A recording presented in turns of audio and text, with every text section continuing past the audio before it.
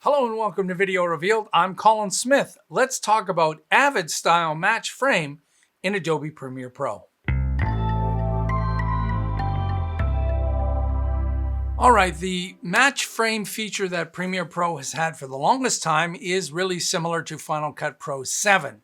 And both those versions would not change the in and out point of match frame. In the new feature, it does set an in point, which mimics what Avid does. There is no match frame button like Avid, so it's still a keyboard shortcut. It's the F key. And when you press that, it will match the frame. So you can't toggle between these two settings. It's a preference that you have to change if you want to get different style, the old style or the new Avid style. Let's go have a look. Let's clear up in and out points first. Each one of these clips over on the left-hand side can be in this timeline, and we can have an in and out point in those clips. So in this clip here, right now you'll see our typical white triangles, and if you don't know what that is, I have a tutorial about the white triangles. If you tap the F key, it will find this clip in the bin and load it in the source monitor so we can see it. You'll notice there are no in and out points, and that's because this clip here has its in and out points at the beginning and end of the clip. But if we trim this and now hit the F key, you'll see that we get in and out points in here.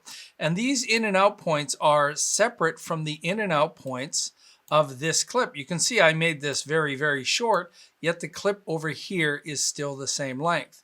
So you can have the same master clip in the project bin as many times as you want in the timeline with different durations.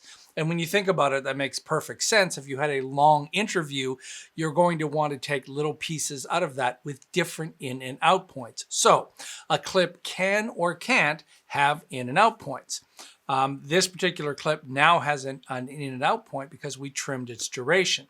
When we hit the match frame takes us to the matched frame of that clip. But with Avid, it would actually add an in point when it was taking you to that. So let's look at that new preference.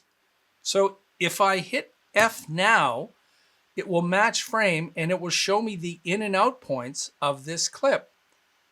So in the Edit menu on Windows, in the Premiere Pro menu on the Mac, Preferences, we're going to go to the Timeline setting. And down at the bottom is a new option, Match Frame Sets In Point. We turn that on, click OK. Now when I hit Match Frame, you'll see it removed the in and out point that was previously there, and it set a new in point based on where I am over top of this clip. If I move further down and hit F, you'll see it's going to change each time.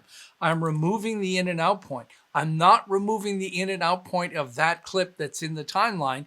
It's the master clip that's in the project bin.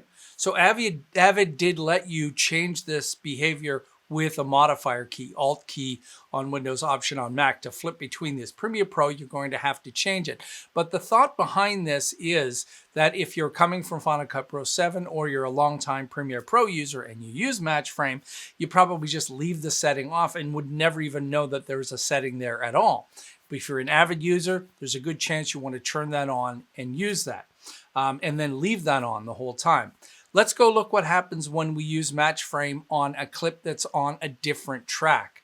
So if I mouse over to this track here, this clip is above the clip below, and if I turn the eyeball off, we're now hiding the clip above and showing the clip below.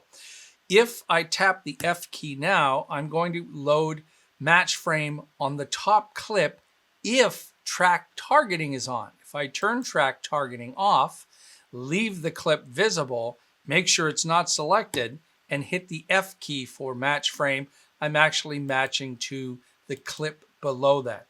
So again, one last point just to show you what I'm talking about with in and out points.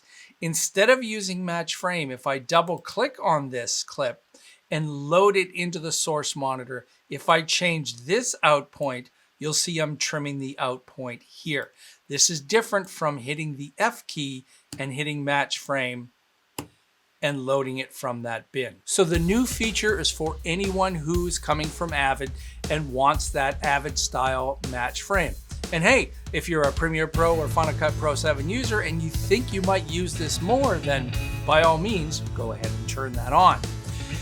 If you're new to Video Revealed and you found this informative, take a moment and subscribe. If you want to support us more, you can do that through PayPal, either a single donation or monthly donation. There's a link in the description and on the front page to all of our wonderful, amazing supporters on PayPal. Thank you so much. They get some extra added benefits. Mark Huckle, I just helped create a graphic for his sports editing where he needed things to change, and I created a complete motion graphics title for it, sent it off to him, and now he's got that to work with. I hope you like that, Mark.